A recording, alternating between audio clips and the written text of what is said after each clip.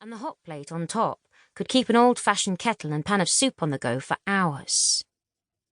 Add to all that the fact that Bertha was a godsend when the power went out, which was a sure bet at least once every winter here in Seabury, and Kate simply couldn't imagine life without her. It meant that no matter what was going on outside, Kate had a way to keep the cafe beautifully warm, as well as filling people's bellies with all manner of tasty treats. Of course, there was the added bonus that Stanley loved nothing better than curling up in front of Bertha when she was stoked up. Sure, that tended to make working in the tiny kitchen even more of a squeeze than usual, but Kate had always been clear. Bertha stayed. She was part of the family, just like Stanley and just like Trixie, her beloved delivery tricycle. And you didn't give up on family. Kate took a great gulp of lukewarm tea and turned back to her little living room. It might be Christmas Eve, but she hadn't hung any decorations in here. There simply wasn't the room because of all the Christmas cards. There were hundreds of them. They'd started arriving back in early November, bearing lovely notes and Christmas wishes from happy customers all over the world. Every single Christmas greeting delivered by her postman had made Kate's heart sing. There was something magical about knowing just how many people loved the Sardine as much as she did. The cards were tucked into every little nook and cranny. She'd balanced them along the tops of all her paintings, hung great long strips of them across the walls and the top of the doorway, and even her books had disappeared behind rows of them precariously placed along the front of every single shelf.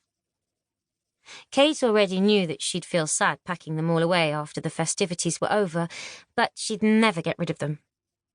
These love letters to the Sardine were something she'd pack up carefully and treasure forever, just like she did every year. Kate stared around the room, taking in the cards one by one. She couldn't believe it was Christmas Eve already. What a year it had been. So much had happened, and a lot of it made her even more grateful than ever to be standing here, in her cosy living room above the Sardine. She felt so lucky to be getting ready to celebrate Christmas in her favourite place in the entire world.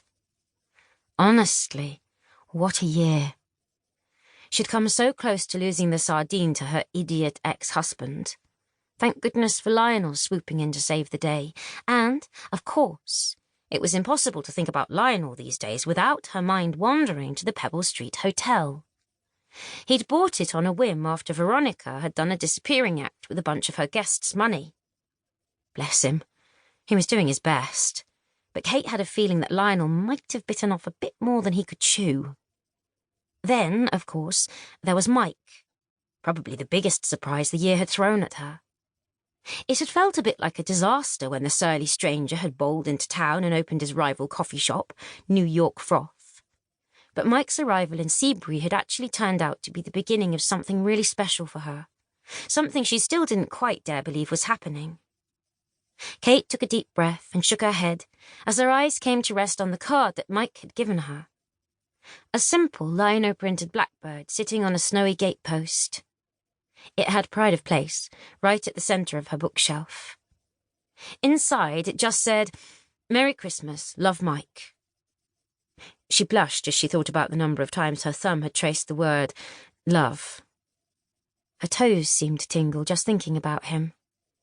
If only they'd had the chance to spend a bit more time together. But the last few weeks had been full on for both of them. Never mind. Hopefully they'd get the chance to put that right, now that it was nearly Christmas. Kate let out a long sigh. Yes, it certainly had been an interesting year, and it wasn't over yet. But Seabury? Well, Seabury just seemed to carry on regardless.